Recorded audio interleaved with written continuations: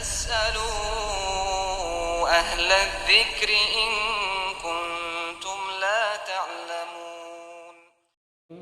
Assalamualaikum warahmatullahi wabarakatuh. Alhamdulillah wassalatu wassalamu ala nabiyina Muhammadi wa ala alihi washabihi wa man tabi'ahum bi ihsanin ila yaumiddin amma ba'd. Adik-adik sekalian yang semoga dimuliakan Allah Subhanahu wa taala. Alhamdulillah Allah Subhanahu wa taala senantiasa memberikan kesempatan, kesehatan kepada kita sehingga sampai saat ini kita kembali memulai pelajaran kita walaupun dengan via YouTube. Mudah-mudahan bermanfaat bagi kita semuanya, amin. Adik-adik sekalian, dalam pembahasan kali ini, Sirah Nabawiyah kali ini kita memakai kitab Ar-Rahiqul Maktum karya Syekh Safiyur Rahman Al-Mubarakfuri. Untuk yang kelas 1 aliyah ini, sebelum kita masuk pada pembahasan tentang Nabi kita Muhammad SAW, bagaimana sejarah kehidupan kita Nabi SAW setelah datangnya Islam, maka ada baiknya kita mengetahui perkembangan agama sebelum datangnya Islam pada bangsa Arab saat itu. Ya. Adik-adik sekalian yang dimuliakan Allah Subhanahu wa taala, agama bangsa Arab sebelum datangnya Islam, yaitu mayoritas bangsa Arab pada saat itu mereka mengikuti dakwah Nabi Ismail alaihissalam, yaitu tatkala beliau menyeru kepada agama bapaknya. Siapa nama bapaknya Ismail ini? Yaitu Ibrahim alaihissalam, yang mana agamanya ini adalah mengajak untuk menyembah hanya kepada Allah Subhanahu wa taala. Ya, agama tauhid yang dibawa oleh Nabi Ibrahim, dia wariskan kepada putranya Ismail, dan sampai turun menurun, sehingga sampai pada Nabi kita Muhammad sallallahu alaihi wasallam. Nah, sebelum Nabi kita Muhammad sallallahu alaihi wasallam diutus oleh Allah Subhanahu wa taala, maka bangsa Arab pada saat itu mereka masih berpegang pada sisa-sisa ajaran Nabi Ismail dengan ayahnya ini, yaitu ajaran tauhid. Ya. Kemudian bergilir waktu yang panjang, kemudian agama tauhid ini juga semakin hilang, tapi masih banyak yang sebagian masih berpegang dengannya, sampai muncullah seorang yang bernama Amir bin Luhai. Ya. Amir bin Luhai, dia merupakan pemimpin Bani Khuza'ah. Amir bin Luhai ini, ya.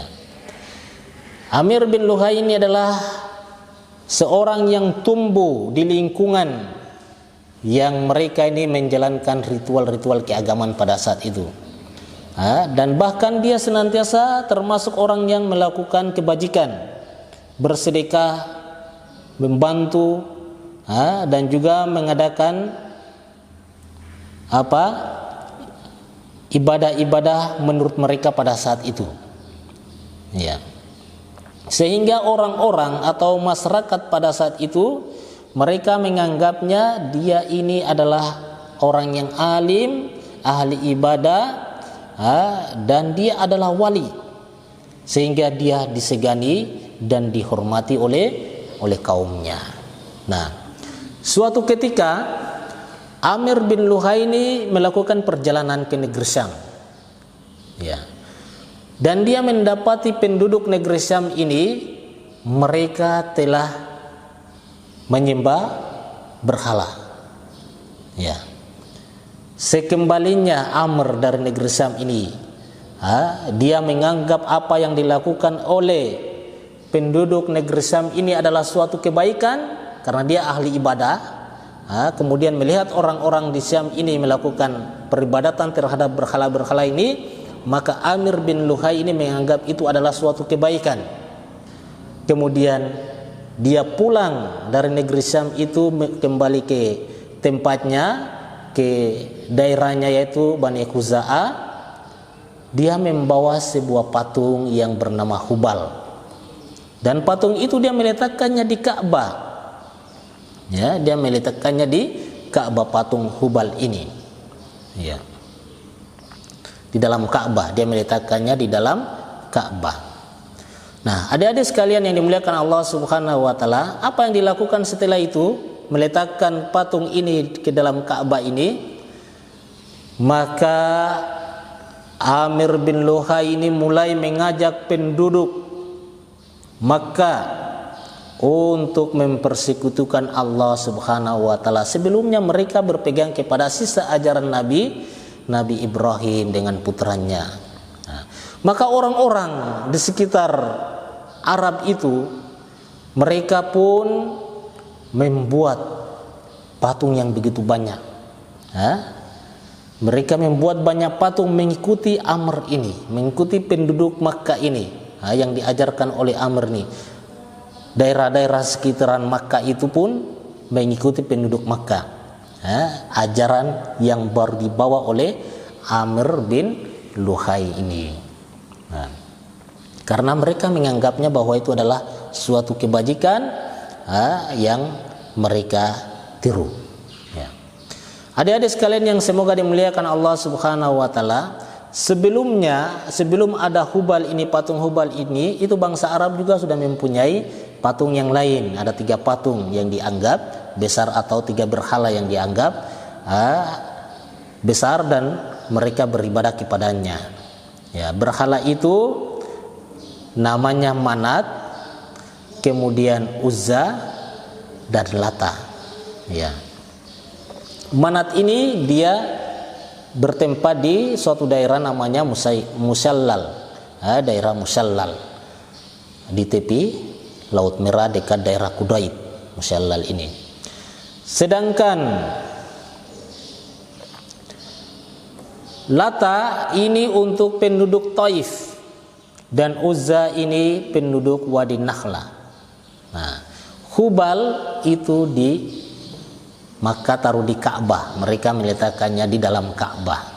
Ya. Adik-adik sekalian yang dimuliakan Allah Subhanahu wa taala, sejak itu kemusyrikan mulai menyebar di tengah-tengah bangsa Arab melalui perantara Amir bin Luhai ini. Ya. Suatu ketika Amir bin Luhai ini dia bermimpi, atau mendapatkan bisikan dari jin, sehingga jin ini memberitahukan kepadanya bahwa ada berhala-berhala kaum-kaum terdahulu, yaitu kaumnya Nuh alaihissalam, yaitu Wad, Suwa, Yagus, Ya'uq dan Nasr, orang-orang soleh pada saat itu yang mereka beriman kepada Nabi Nuh. Kemudian orang-orang datang sesudahnya membuat patung mereka, untuk mengingatkan kepada mereka tentang orang soleh itu. Ternyata mereka salah gunakan, informasi yang datang kepada mereka tidak lengkap lagi tentang asal usul patung-patung tersebut. Akhirnya mereka pun menyembah. Lalu Amir bin Luhai ini membawanya ke daerah Tihama.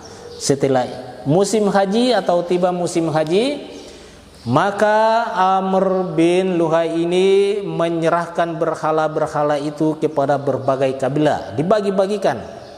Akhirnya berhala-berhala itu ikut kembali ke tempat asalnya masing-masing. Ya. Adik-adik sekalian yang semoga dimuliakan Allah Subhanahu wa taala, kemudian Amir bin Luhai ini mempunyai beberapa tradisi dan upacara penyembahan berhala yang mayoritas diciptakan oleh Amir bin Luhai ini sendiri. Sementara orang-orang mengira itu adalah suatu yang baik karena Amir ini dia dianggap sebagai alim, di kalangannya orang yang tahu agama. Di antara tata cara atau upacara penyembahan berhala yang dilakukan oleh Amir bin Luhai itu diantaranya adalah mereka mengelilingi berhala-berhala dan mendatanginya serta berkomat kamit, membaca doa-doa untuk memenuhi kebutuhan mereka, minta kepada patung itu untuk memenuhi kebutuhan mereka penuh dengan keyakinan. Ya. Dan mereka meyakini bahwa berhala-berhala itu memberikan syafaat di sisi Allah Subhanahu wa taala. Ya. Yang kedua yaitu mereka menunaikan haji dan tawaf di sekeliling berhala-berhala itu dan bersujud di hadapannya. Ya.